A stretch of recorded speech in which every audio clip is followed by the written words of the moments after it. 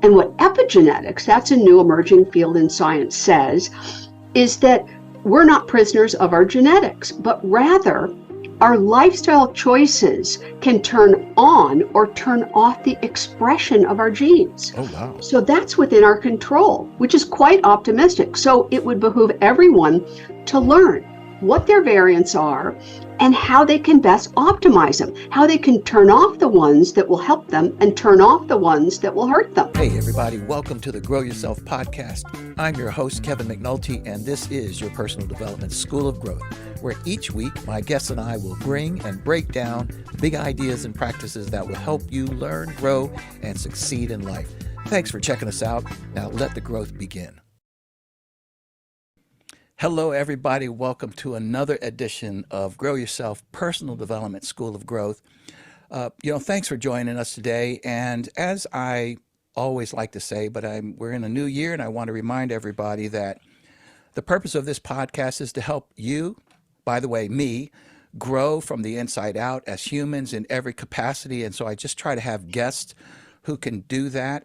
And I'll tell you, I have a really great guest here for this episode, and I'll introduce her in just a moment. So what we're going to be talking about really is optimizing your health. Now, I have in the past talked to a couple of, functional medicine doctors and this sort of thing that offer such a great perspective. But my guest here has really a very unique perspective, and I'm going to tell you why in just a second. We're going to talk about things like the future of healthcare and that perhaps it's not people-driven. My guest will tell you that, healthcare these days, and maybe it's not like all of a sudden, but I would certainly suggest that since healthcare has become a business, more of a business, I don't know, it probably happened somewhere around the 90s, I think, early 90s.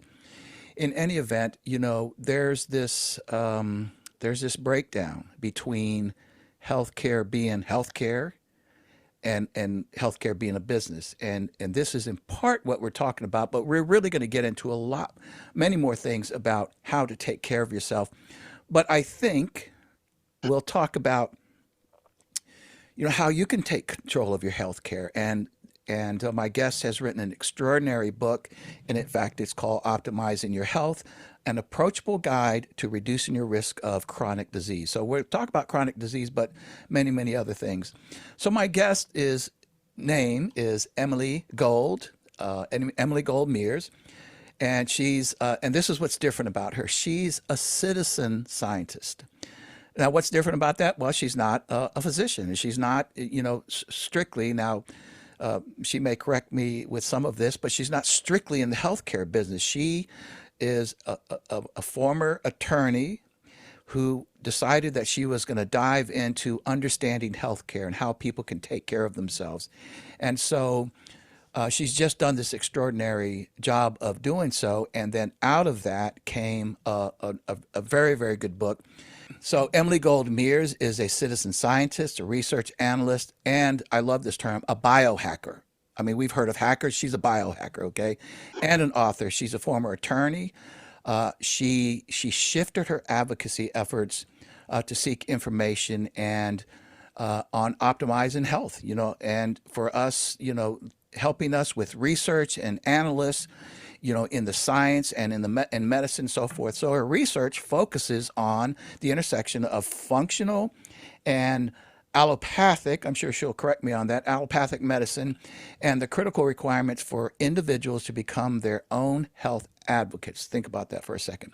She's actively involved in several health-related research nonprofit organizations as a speaker and as a collaborator who is dedicated to simplifying language and educating people to have healthier and longer lives. And my goodness gracious, particularly as things advance and they get more complicated, we need people like my guest, Emily Gold Mears. So Emily, thank you so much for being here and welcome to Grow Yourself. Hello, Kevin, and thank you for having me on your podcast. It's an absolute pleasure. And I really mean what I say there, those words. One, biohacker. I want to know what that is. I mean, think I know, but even more a citizen scientist. And I know you're very well educated and a professional for many years, but to shift into sort of the scientific arena from a citizen standpoint, I think is extraordinary. So tell me about that just a little bit. Okay. So a biohacker is someone who wants to hack their biology. Mm, And most biohackers, I don't really fit the demographic. Most of them are young men. And oh, a lot of it began in Silicon Valley. And they were very smart people who wanted to identify ways to live longer, to live more healthfully, and to figure out what they could do to achieve that goal. I've been to many biohacking conferences. I read extensively about it. I'm not prepared to do some of the things that they do because some of them are really way out there, crazy. And there's not enough science supporting either the efficacy or the safety of them. But I do a lot of the things that they mm. do. Can you give That's me an what, example of one that it seems a little off limits right now? well, one example is that you identify your own genetic variants. Genetics is this fascinating Mm, field that has been emerging for quite some time, and it's much more accessible to the layperson now because of cost and because of artificial intelligence advancing it. And mm. we all have genetic variants. And when you identify your own genetic variants, you can choose procedures and processes and supplements and everything that will optimize your Wow. own variants. And there's this other field that is so fascinating that people really should embrace because it's very optimistic. People think, I don't want to know about my genetics because what if it tells me bad news? Well, I don't believe that's the right perspective or approach because we all have variants. And what epigenetics, that's a new emerging field in science, says is that we're not prisoners of our genetics, but rather our lifestyle choices can turn on or turn off the expression of our genes. Oh, wow. So that's within our control, which is quite optimistic. So it would behoove everyone to learn what their variants are and how they can best optimize them, how they can turn off the ones that will help them and turn off the ones that will hurt them. And Wow. one can do that through nutrition and through a host of other ways. It sounds like you're, if correct me if I'm wrong, that you're almost saying to some degree, to whatever degree, you can customize your life, your health. I don't know. Does that make any sense when I'm saying that there's this ability to see more about who you are, what your variances are in terms of your genes, and then cater to them? Is that the right way to say them? Or, Yes, yes, yes, yes. And there's this other field that's emerging in the field of medicine mm, called personalized or precision medicine. They're slightly different. There's a lot of overlap. And that's an antidote to the current system, which dominates our healthcare system, which is one size fits all. And if you think mm, about it, one size really doesn't fit mm, very many mm. people at all. And they're based upon population demographics, which aren't helpful at all because it's a big bell curve. And there are quite a few people who fall outside the bell curve on either side. And the one theme that I harp on continuously and is dominant through my book is that each one of us is different genetically and biochemically. So what works for one person may not work at all for the next and may even be downright harmful. Wow. So it is important to figure out what your own system is because then you can accommodate that. And the reality is, Accommodate, nobody yes. knows your own body better than yourself. We each know how we respond to everything, what we eat, what we drink, what medications we take, everything, how much exercise we can and can't do.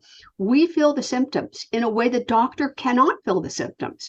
And the doctor is just giving you this standard of care, this basic kind of nebulous approach Yeah. that's really not very helpful. Wow, that's very good. I'm loving what you're saying here. And I will tell you that my wife and I, we, we're not deep into the sort of understanding, as much of the healthcare and our health as we perhaps should. We certainly lean towards our healthcare providers, but one of the things that, and I saw this somewhere, I don't remember if it was in your book or in your website, that we don't take for granted that the doctor knows exactly what we need to know. We also trust ourselves more. We talk about these things, that our opinion, our thinking, to what you said about our body, counts. And it's not because it's not an ego thing. It's just that, um, like you just said, we know our bodies better if we're paying attention better than anybody else. So listen, before I get into your ask about your book and some of the other things, I kind of want to step back here in just a second, like I ask all of my guests, and ask the very basic question: Who is Emily? Who is Emily? Who is Emily Gold Mears? Um, I guess the first way I would describe myself is I'm the mother of two sons.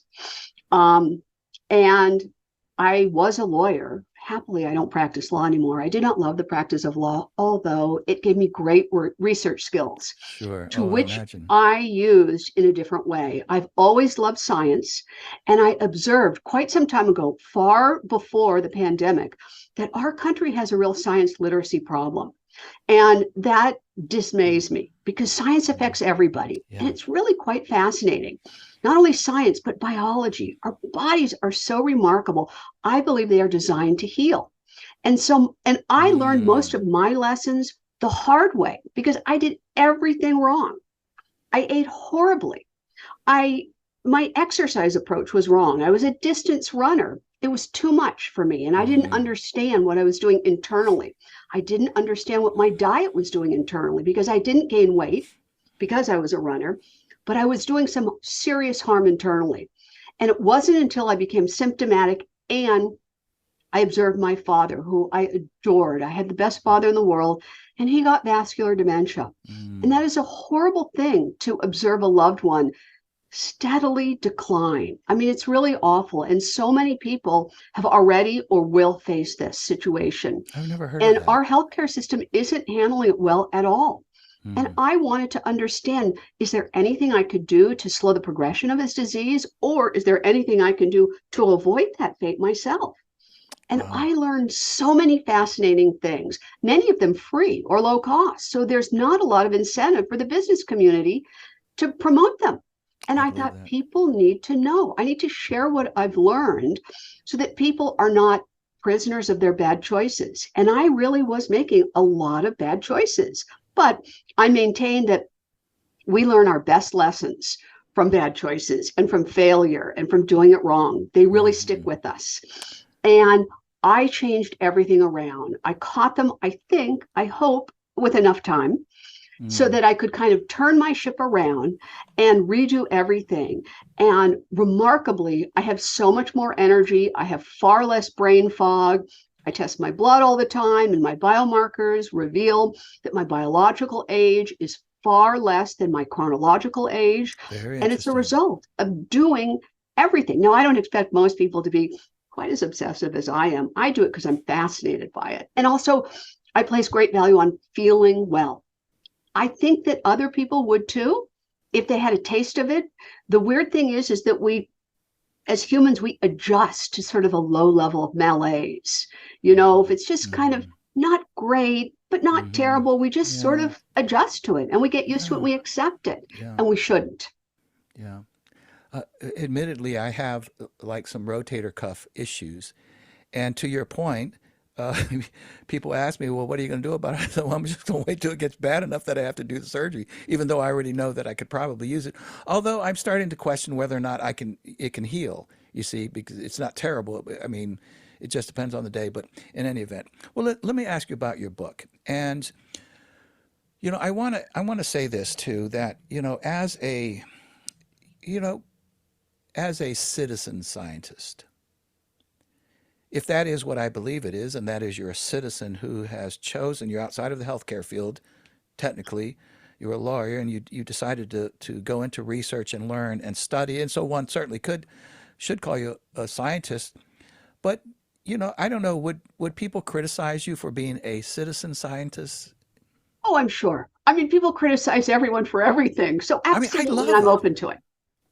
I just love the idea that you're a person who and yeah, I respect citizens. I mean, I respect scientists and doctors and all these sorts of things. But the idea that a person who is an attorney, who decided, I'm going to go out there and really figure this out and develop some level of passion, I guess, for it. To me, there's a lot of stock that I would put in that. I would listen to a person like you because you've went out and done this from, may I say, from an ignorant standpoint, from a standpoint of not really having the background, the education. Certainly, I'm sure you do now. But I have a lot of respect for this idea of being a citizen scientist. Well, thank you for saying that. And it really just, Absolutely. part of what motivated me was recently the CDC came out with statistics that for the first time, lifespan is declining. And that to I me is saw an that. Yeah. indication the current approach isn't working. Hmm. And it's multifactorial, the explanation as to why it's not. I mean, a lot of it can be blamed on the insurance companies. They're squeezing the doctors. The doctors just don't have sufficient time to spend with the patient. The Hmm. pricing and everything is not good for them. Hmm. And there's so many new studies coming out, so many innovations. One of the fascinating things I learned was that it takes 17 years between the time something is discovered in the lab or in an innovation and it becomes part of the mainstream. Oh, And so wow. doctors don't have time. I mean, I am passionate about this, so I'm reading all of these mm, things and I think, wow, people should know about this. So, yes, I don't have a PhD and I don't have an MD, but I have a JD, which has indicated that I have the ability to learn and correct. research. And I am self taught, but I read clinical studies. I don't get my information from a bad source. I vet them carefully. My book has 200 footnotes to make sure that people I don't saw think that that. I made this stuff up. I Yeah. mean, it's backed by evidence. It Yeah. really is. And even saying that, I learned a lot about clinical studies, that clinical studies can be manipulated. And while they are the gold standard today, they're not as foolproof as most people think that they Yeah. are. Because depending upon who the sponsor is, depending upon who the participants are, and depending upon whether or not the results have been manipulated, they're not 100% reliable. But for now, that's all we have. Wow. So optimizing your health, tell me about it. What actually inspired that? So you went into that, but was there something that just made you go, I'm going to really get into this and write a book? Yes, when I watched my father begin his Okay. descent into vascular dementia, and I thought, I always thought of him as a fairly healthy person. He didn't do anything that stood out as particularly unhealthy. He was not overweight. He wasn't that sedentary. I mean, I wanted to understand. And then when I watched how the healthcare system was handling his disease, it was just shocking to me, giving him pharmaceutical after pharmaceutical, many of them working at cross purposes. And I began researching dementia first. That was my first foray Mm, about six, wow. 7 years ago. And what I found was so grim and so depressing that despite billions of dollars allocated to drug research, and many brilliant scientists devoting their life to research on these neurodegenerative diseases, there's been no meaningful progress whatsoever. And at the same time, the numbers of people expected to get these neurodegenerative diseases, and I include in that category dementia, Alzheimer's, even Parkinson's, Mm, it's growing exponentially. And we have a big problem on our hand. So when I was researching, I thought maybe I can find something.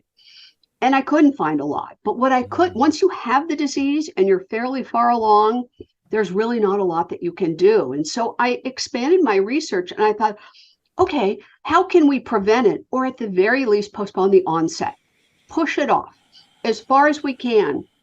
And that was very positive and optimistic. I learned there are so many things we can do to prevent or postpone the onset of these diseases.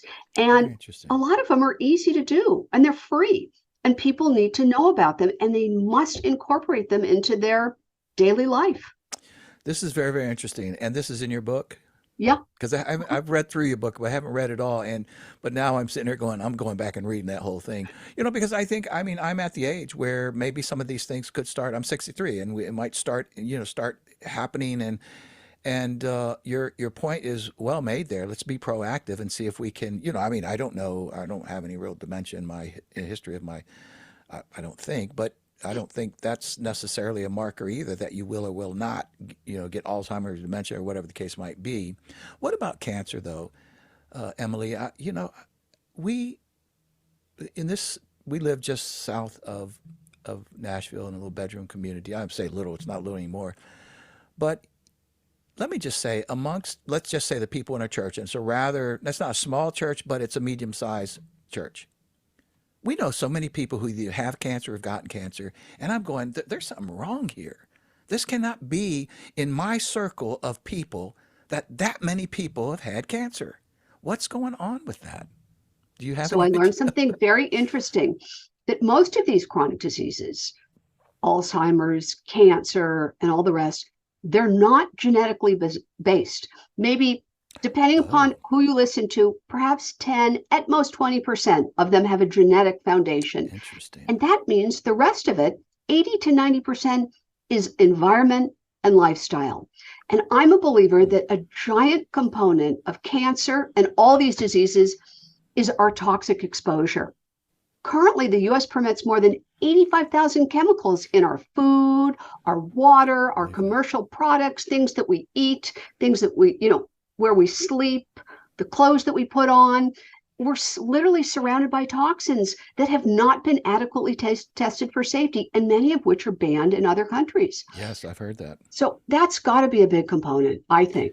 It makes sense to me. It's I guess if I were to put it in real layman's terms, it's your body. I mean, cancer and these sorts of things. It's your body saying, this is not good stuff. We don't like all of these poisons and toxins getting into our body, and therefore start I don't even know how to explain it medically, but just start rejecting it by producing, bad cells, I guess. I don't know. That's right. What happens is there's something called the Hayflick limit, which is some scientists years ago determined how many times our cells divide. Our cells are constantly dividing. Mm, And aging is all about the state of your cell health. And wow. Leonard Hayflick determined that, I can't remember if it's 50, there's a certain amount of divisions that your cells divide. And at that point, they become senescent, which is another word for zombie-ish. Mm, And you want to get rid of those zombie cells, because when you do not get rid of them and they lurk around, that's when they can become cancerous, or they drive inflammation, which then results in all the disease. So, mm. then Wow. there's also our food supply. Our food supply is terribly tainted. I mean, the soil is depleted of nutrients and minerals. Yes. The amount of ultra processed foods that are on the market that people consume are so harmful. They're laden with chemical ingredients that aren't good for us. So, in a way, it's no wonder why we are such a sick country. I just love what you're saying, and I know just sort of intuitively or from a common sense perspective, it's got to be true. I mean, and to again, my wife and I, we're trying to purge this kind of stuff from our life, but it takes work just to find healthy food. I mean, how It crazy does. is that? That's insane. It does. And in my book, I cover a lot of material, and I have action steps at the back of each chapter. And Hmm. I don't suggest that everybody do everything. I think if you start slow and you build upon it, incremental improvements I will love make that. a difference. People will feel that. You don't need to be overwhelmed. Start slow and then build upon that. And you'll start to feel better. And that, I think, will incentivize one to continue down the path.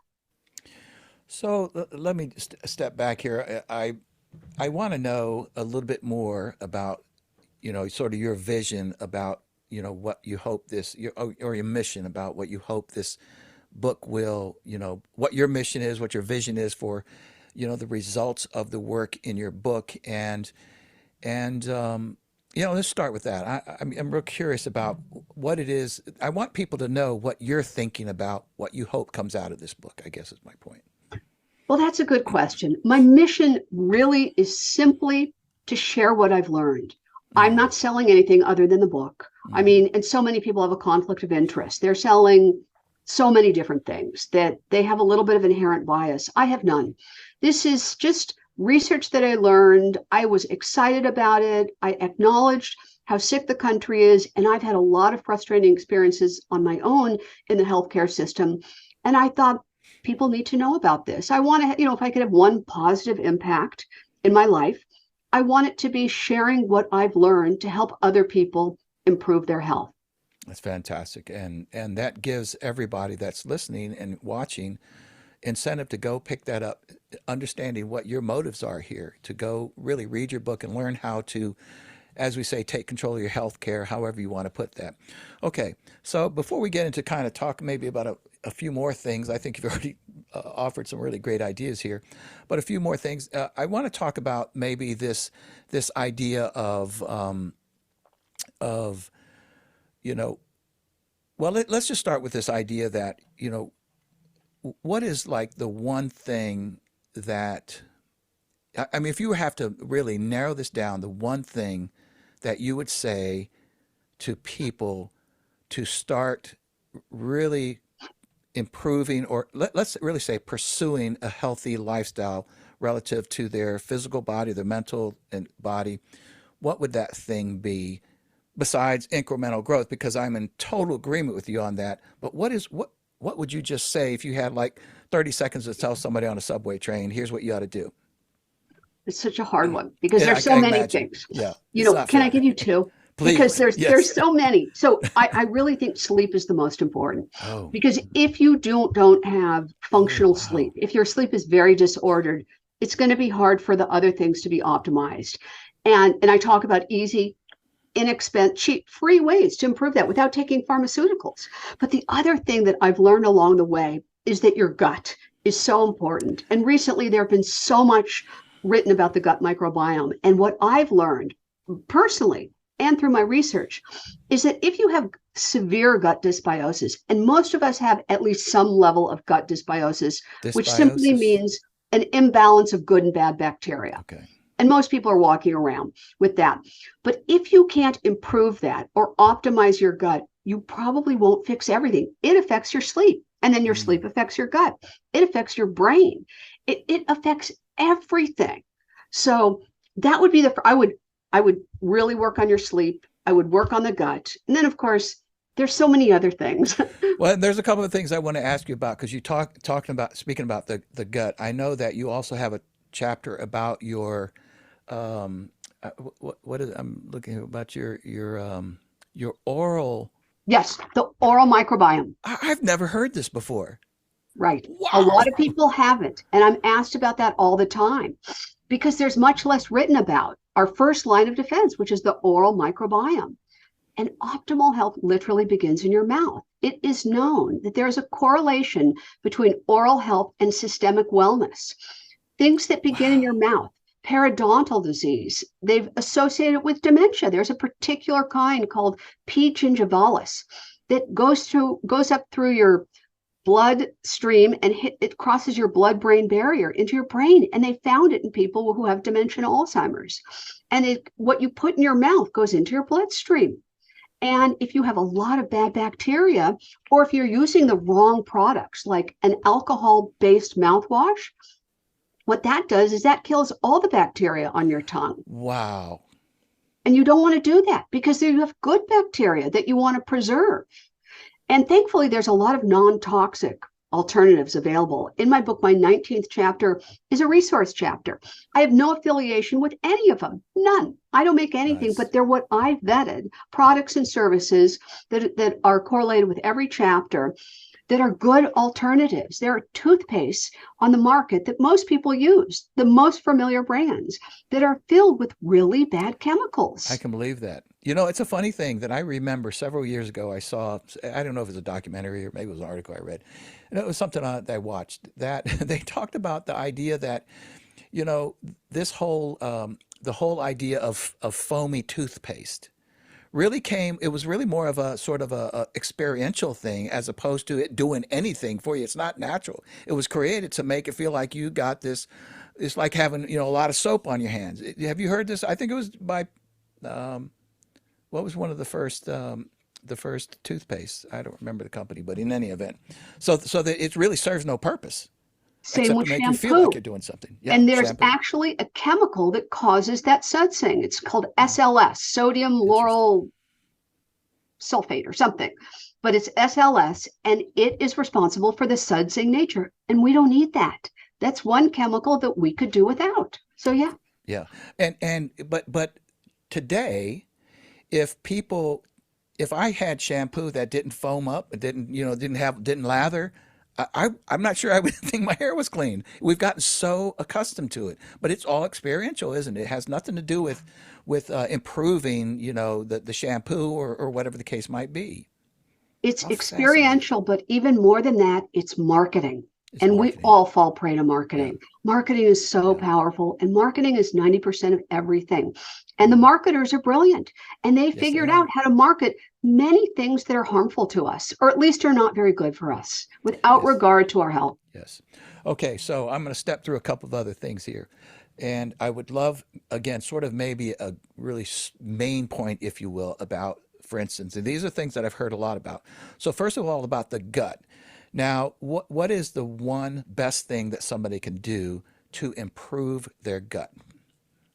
So, what I talk about in another chapter, testing and tracking, is one of my favorite things. I love the adage that you cannot manage what you can't measure. So, the first order of business is to do some level of testing.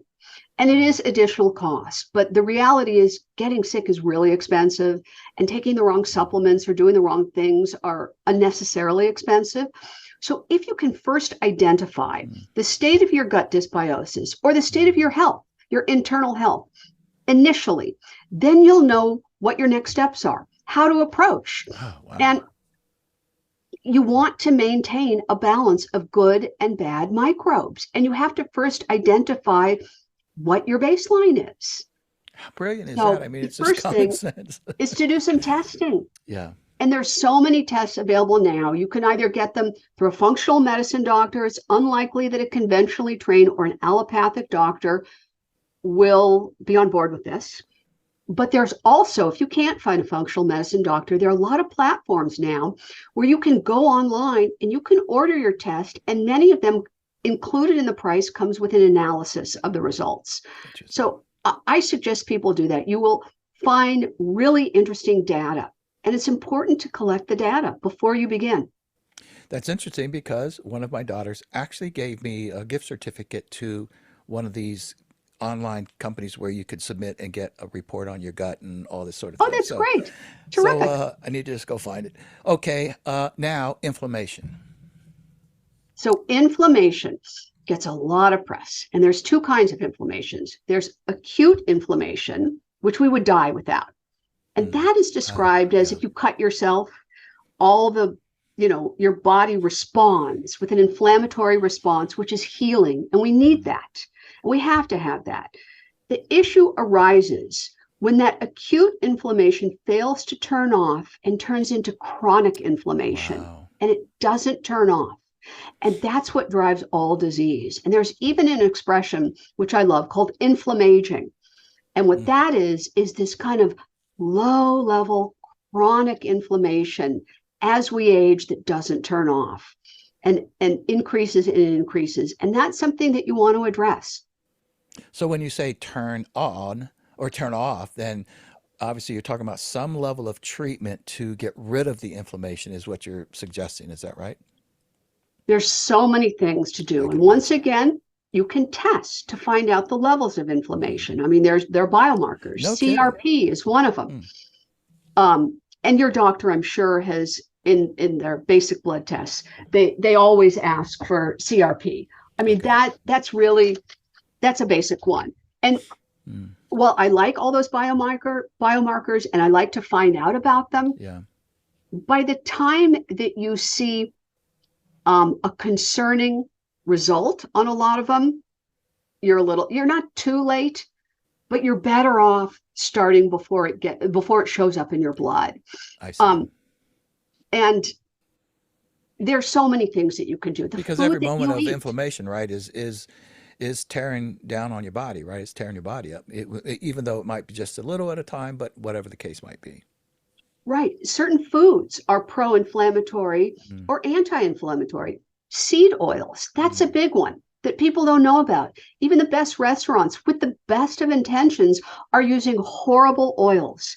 They're using canola oil, Hmm. which because it was marketed as a great thing, everyone believes it's a great thing. And in fact, Hmm. it's not a great thing at all. It's highly processed, it's industrialized. The way they make it is really kind of startling, and it's very pro inflammatory.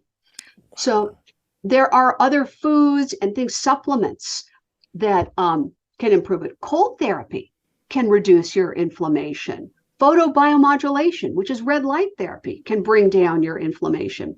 There are a host of things that one can do to improve their inflammation. So that everybody knows, that is in chapter 3. Go get her book. I'm telling you, she's, the beautiful thing about like having guests like you, Emily, is that, you know, you don't need to promote yourself, because every word that comes out of your mouth makes me go, okay, I'm going to go back and dig into that book. And I hope everybody is paying attention to this.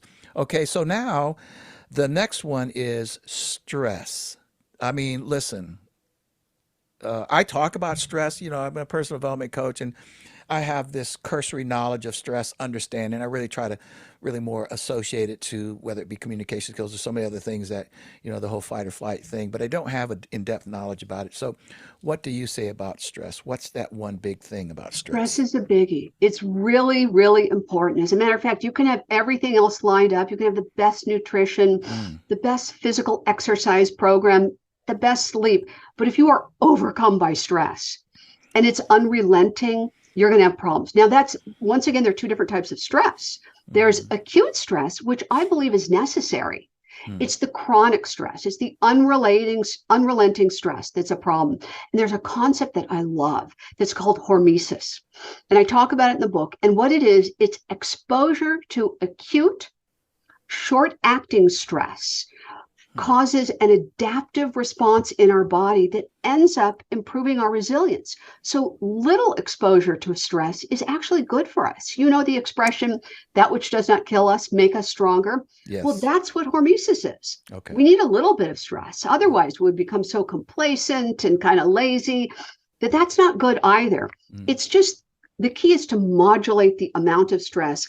And what I've learned, because this is an area that I need to work on as well, it's all about our response to stress, because it's unrealistic to think that we're going to avoid stress for our life. Life is stressful. hmm I mean, where I live, you go in your car and you encounter traffic, and that's stressful and you mm. can't avoid it. But so No. what I'm learning is how you respond to the stressful event can make all the difference. And it's Mhm. a constant struggle, at least for me. Yeah. And it seems to me that depending on your temperament, my natural temperament is in the cars to get stressed. But if I'm proactive about it, even a simple thing like my wife reminding me, Kevin, there's lots of traffic out there, save yourself, and that helps, because I get into the car and I'm thinking about it. I'm like, okay, Kevin, you don't like traffic. It stresses you out. Chill right now and then go about your business, the simple things of being just trying to be proactive so that I don't suddenly find myself in this really heightened state of stress, and I feel it right in my gut too when I go there, right? Me too. I have the same situation with traffic. So, you know what I Yeah. do that I find very helpful? First of all, meditation is great. I have a hmm hard time with it because I'm kind of a hyper person. And it's hmm really hard, though I believe in it. I've read so many clinical studies that back the benefits of it. mm But if you have a hard time with meditation, and of course, you cannot meditate while you're driving, but there is something I found hmm that you can do that's effective and mm helpful, and that is breathing exercises. mm You can do something as simple as box breathing when you're feeling your stress level increasing. If you breathe, you have to breathe through your nose, not your mouth. And if you inhale for a count of 4 and you hold for a count of 4 and mm you exhale for 4 and then you hold the exhale for 4. And if your exhale is longer than your inhale, you will feel your sympathetic nervous system Interesting. calming down. And you can do that while you're driving because I do it. I'm familiar with what you're saying. As a matter of fact, I think we spoke earlier and I asked you about Wim Hof. And you don't have to go too deep into them, but tell tell folks a little bit about Wim Hof and the idea of breathing and cold water therapy. What just clue our audience in on that, on him and that. Well, I write about Wim Hof in two Yes, different chapters, and he is a character beyond yes, he imagination that is. everybody should look up because he's really a remarkable guy, and his Yeah, backstory is fascinating. you're talking about He hyper. talks about breathing, but I would not recommend doing that kind of Wim Hof breathing while Okay, driving because that involves some I hyperventilation, see. and one could faint. Matter of fact, I suggest that people exercise caution with that. Mm, yeah, But the cold thermogenesis that he writes about, I mean, he's quite extreme. I think that he's yeah, known for climbing up ice-covered mountains barefoot in shorts. yep. I don't recommend that for everybody. And a lot of it is his mind over matter, which is really an interesting concept. It is, Mm-hmm, because our mind so often is not our friend, and mm-hmm, we can make it more our friend. But cold thermogenesis is defined as the process of heat production. And mm, cold thermogenesis is the process of heat production resulting from cold exposure. And cold exposure has a broad spectrum. It includes cold showers, cold plunges into bodies of water, wearing ice cold vests, sleeping on a cold ice pad, and cryotherapy. And the mm, benefits are remarkable. It reduces inflammation, it increases blood flow and nitric oxide to the brain. mm. It gives you cognitive benefits. It improves your immune system. You sleep better. This is an example of hormesis. It's an exposure to transient stress, not long lived, and you adapt to it and you become more resilient. So, Wow. how fascinating that. And that's, you can do that for free. The way that you Yes. can do it is you can get in the shower in the morning or whenever you take your shower, and the last 30 seconds you can turn to cold water. And if you can tolerate that over time, and I suggest doing it slowly, you can increase the amount of seconds and you I will have find benefits. absolutely. I have heard and read research about exactly what you're talking about. This whole cold water therapy. I will tell you one little kind of a funny anecdote here is that I actually tried doing that, and what I realized is just how hard it is to do even 30 seconds. And here's what the conclusion I came to. Everyone does not know if they have courage. And what is courage? Well, when I think of courage, I'm a uniformed military guy. I think of courage, a hero who has courage. They jump out in the middle, bullets are flying, you're out there trying to save somebody. I mean, that takes tremendous amount of courage. And I thought, well, I don't want to do that to figure out if I got courage, if I have courage. So I tried the cold water therapy thing, 30 seconds, and I thought to myself, after one time doing that, I said, you know what? That takes courage. It really does. It is not easy to do, even 30 seconds. But to your point, I've read over and over, some scant research on it, and the benefits sound over the top, really. I agree. I hate it. And so sometimes I just can't do it. Yeah. I just can't. But I also realize that a lot of health has a behavioral component, Mm, and behavior is tough. It yes. really, really is a hard, I don't know how you change Fair behavior, but the enough. way I look at it is there's a distinction between discipline and self-indulgence. Discipline is really hard. I think one can build upon it. And there's some days where you just don't have it. Some days you have more than others, Mm-hmm. depending upon how well you slept or what's going on in your Mm-hmm. life. But I think you feel better if you exercise at least a fundamental level of discipline and you don't give in to all of your indulgences. You just have more self-respect and you feel better as a person. And the results are you have fewer symptoms. So Wow. So beautifully said, really is. I mean, just really, really hit it on the nail there. I want to ask one more question, bring one more topic up. And what I really did was kind of look through your chapters and then looked at the chapter headings. And I thought these are some of the ones that really jump out at me because they're common, they're common ideas or common issues that people run into, such as the gut and all these things. So the last one I want to ask you about is hydration and the importance of hydration. And the reason I ask is because I thought that's one I hear all the time from a lot of different places. Stay hydrated. really important because one of the main functions of water is to aid in the transmission and absorption Oh, of vitamins, minerals, and nutrients into our cells. And once interesting. again, as I previously mentioned, aging and health is all about the state of our cells. It also assists in things like detoxification, Mm, excretion of waste products. It mm-hmm. is a critical component of optimal health. And we all hear about 8 glasses of water a day, but that's just kind of a basic measure. And that depends upon your gender, your age, your height, your weight, where you live. If you live in a particularly dry versus humid environment, how physically active you are. It depends upon a lot of factors, but it's really important. And the quality of water that you drink also Mm, figures in. Many of us live in cities where the mm-hmm. tap water is not Mm, reliable. It's mm, filled with chemicals, pharmaceuticals, mm. pesticides. and you want to filter your water. And there's a broad range of filters, from something as kind of basic and inexpensive as a Brita filter to something as more involved as a whole house osmosis system. But you want to be drinking good water. And then additionally, sometimes you might want to add electrolytes to your water, because we lose a lot of I've heard that. Yeah. potassium and salt and magnesium as we're sweating or active or just throughout the day. And so you want to replenish those, and the best way is to do so through water. But I suggest that you have a glass of water with electrolytes the first thing you do when you wake up in the morning. And it kind of will inform the rest of your day, but it's really an important part of health. Wow, that's so fascinating.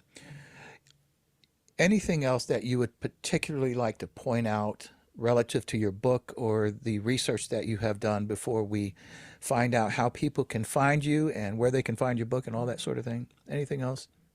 Well, one of my other missions is to help people and to convince people they have to be their own healthcare advocate. I love Gone is that. the day where we can hand over our health to our doctor. We just can't do that anymore for a million reasons. And so people need to take it upon themselves to really be their own healthcare advocate and speak up at the doctor and ask for certain things Hmm. and do their own due diligence. It's worth it. It does take extra work, but what's more important than feeling healthy? If you don't feel well, it impacts every other aspect of your life. Wow, that's so well said. You know, and at near the end of your book, I remember reading some action items, and one of them is about, and I just wholeheartedly embrace this idea for all sorts of things, but you say never stop questioning. You know, say just a word about that. I'm sure you're talking about never stop questioning your health care, your doctor, whatever, your own health, but there's a broader concept there, isn't there, about never stop questioning. Right. Not just in health, but everything. That falls under the Hmm. guise of another topic that I really speak about a lot: critical thinking. Hmm. Unfortunately, it doesn't happen a lot in our country anymore. Mm-mm. And just because we're fed certain information, it doesn't mean it's the right information. And you have to listen to your instinct and think about everything. In terms of health, one of my favorite mottos is it science or is it marketing? Because we're all subject to being bamboozled. All of us are, because the marketing is so good. You have to question everything, not just from the advertising, but your doctor. I'm not saying that he means ill, but maybe he's in a hurry, or maybe he Right. doesn't know how you'll react to something. So that's a really important thing for everybody to remember. I think that's so important. And your point about critical thinking is incredible.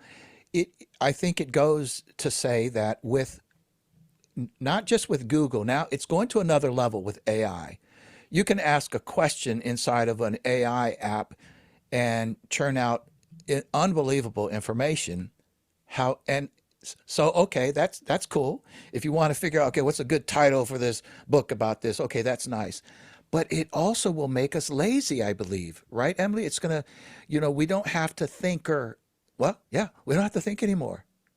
Right. It's best used as an adjunct, Love it. as a guide. But we can't, because our brains then will become kind of dormant if we don't use them and challenge them. It's important to challenge oneself, I think. I think you're exactly right. And there's research out there. I know because my wife one teaches music, but I also know this from living abroad many years and just studying these sorts of things that for instance, music, studying music or learning a new language creates new neural paths. It helps you really use your brain and really builds your brain up. I don't know if you've heard about these things. I'm sure you have. Yes, because I studied the brain extensively, and that is true. And it's fascinating. And it's also very exciting that they used to think the brain was static, and now they know it's Mm, not static, mm, and that we can build new neural pathways, and we should do so, but also not just in our brain, but in our bodies. It's important to do mm. hard things, Yeah. and as a society, I think we've gotten a little lazy. Um, but even lifting heavy objects, it's a good thing to do that. I mean, obviously, you want to do it within your Sure. capacity, Sure. but it's good for you to do hard things, I think. Yeah. I think that's so important. And listen, just the last thing, and then I want to ask you about where people can find you.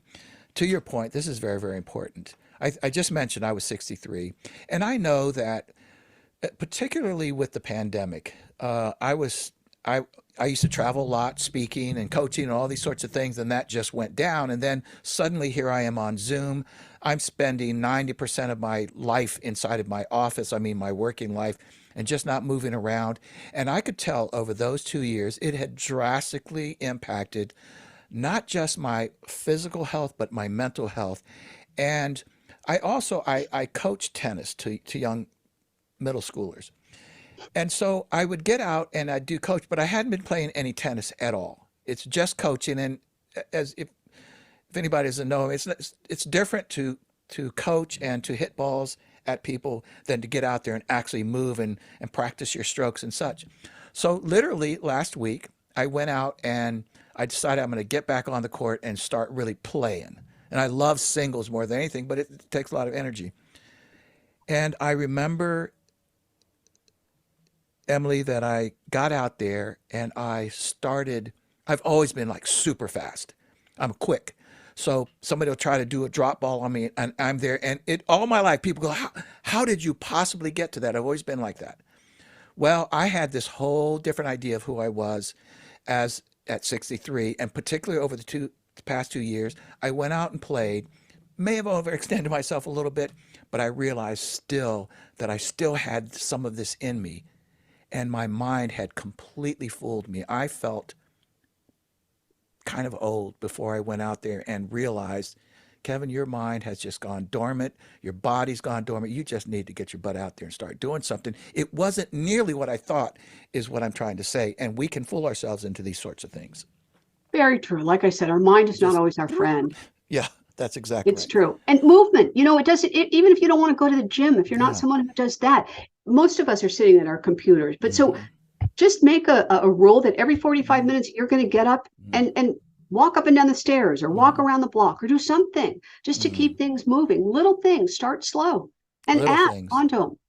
My dear neighbor, he had started this habit that he would walk up and down our block. It's like a cul-de-sac, and on Thursdays when the trash comes, and he would, out of complete kindness out of his heart, he would get trash cans and put them back for everybody there. And he did. It was a wonderful gesture. But I sent him a text. I said, "Listen, dude," and I love him. He's such a great neighbor. I said, "Man, that's my one chance.